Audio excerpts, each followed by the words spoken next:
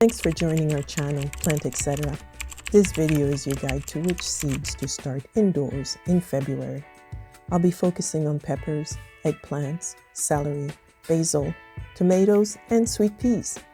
Starting these seeds early will ensure that they are ready to be planted outside once they have grown very strong, and they'll be planted in your raised beds when the season gets a little bit warmer. I'm hoping this will help guide you with the best dates for starting your seeds this month.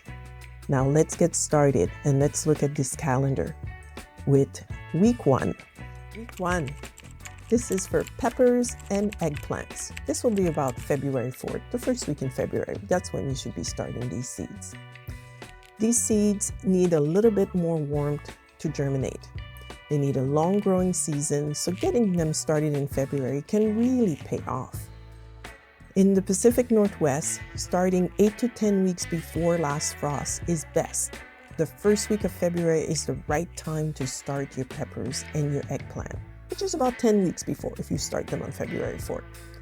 So starting them inside, you will need a little bit of heat. So you can use a heat mat or, just like me, use your floor in your bathroom to heat it up to get it going.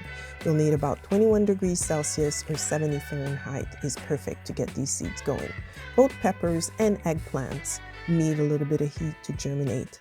If you want your eggplants, you can soak them overnight. They do need a little bit of TLC that way. That will increase your chance of germination. Now let's look at the next week. On week 2. Week 2, it's the perfect time for celery and basil. This year, that's around February 11. You're going to start your celery, which is actually a cool weather crop. It can even handle a little bit of frost.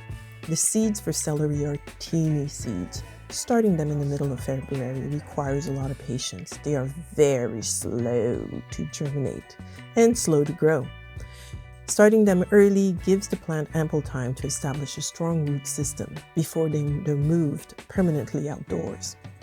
Now, let's look at beautiful basil.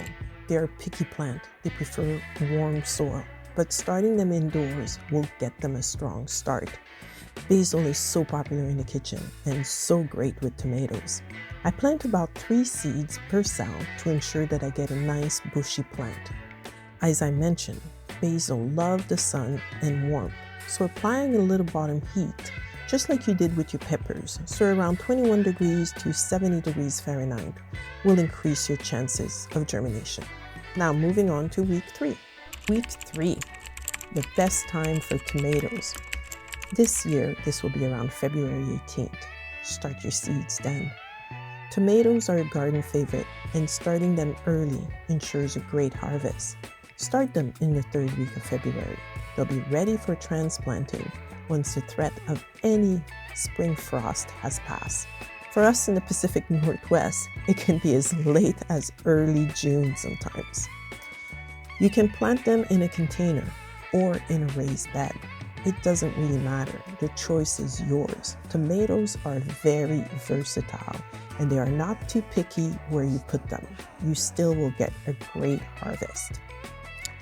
Now, this year, be adventurous. You're starting your own seed. Get an heirloom variety, striped tomato. Pick a black tomato for fun. You can do cherries, you can do beefsteak, you can do globe. It doesn't really matter. Choose a bush variety or a determinate one. Determinate tomatoes grow about 3 to 4 feet, while indeterminate one will grow forever and you can pick them for a long time. A great big harvest will ensure that you have something for canning and something you can keep all season long. Tomatoes are perfect, so have fun. Finally, we are at week 4 in February. This will be about February 25th, and it's time to plant your sweet peas. These lovely flowers are a great addition to any garden, providing a beautiful burst of color and a delightful scent. If you didn't have a chance to put them in the ground in the fall, sweet peas can be sown directly into the ground in late February, once the ground is warmed up a little bit. If you're going to start them inside, you will need to soak them overnight. These little hard seeds must be soaked overnight to ensure that you're going to get a great germination. Now, do not eat them. They are not like the other peas. They are beautiful for cut flowers. Once they start to grow, you will need to transplant them into probably a little bigger cup. They get pretty tall. Sweet peas are so beautiful and such a great addition to any urban garden or country garden. They are beautiful as cut flowers. Planting 101. We are going to cover soil, water, and light. Let's start with soil. Use a good seed starting mix that includes peat moss or coco coir.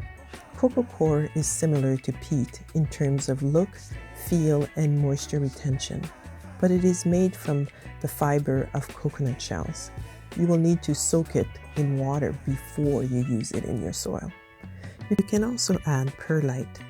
Perlite is an ultralight volcanic glass resembling white popcorn ceiling to improve drainage and aeration in your soil.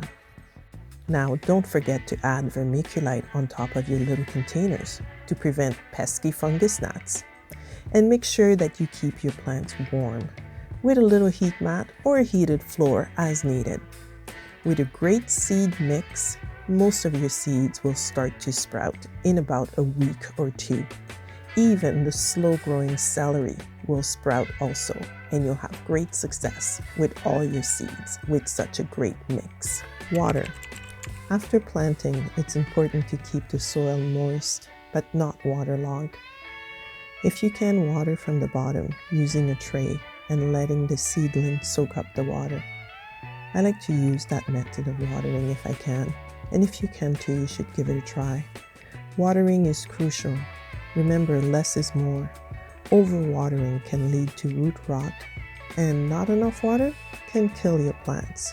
And you don't want that after you spent all this time growing your seedling. So make sure you strike a balance.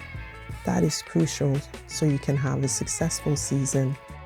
Light is another vital component of seedling care. A sunny windowsill or a grow light can provide the necessary illumination for your young plants. Make sure you place them as close as you can to the window or as close as you can to the light source. If it is an artificial light that you're using, just place them a few inches under the grow light. There's lots of options, lots of colors available for your grow lights. I will show you in another video how I have mine set up. Enjoy, be patient. Little seedlings take a little bit of time, but have fun. Happy gardening. Make sure you subscribe and like this video.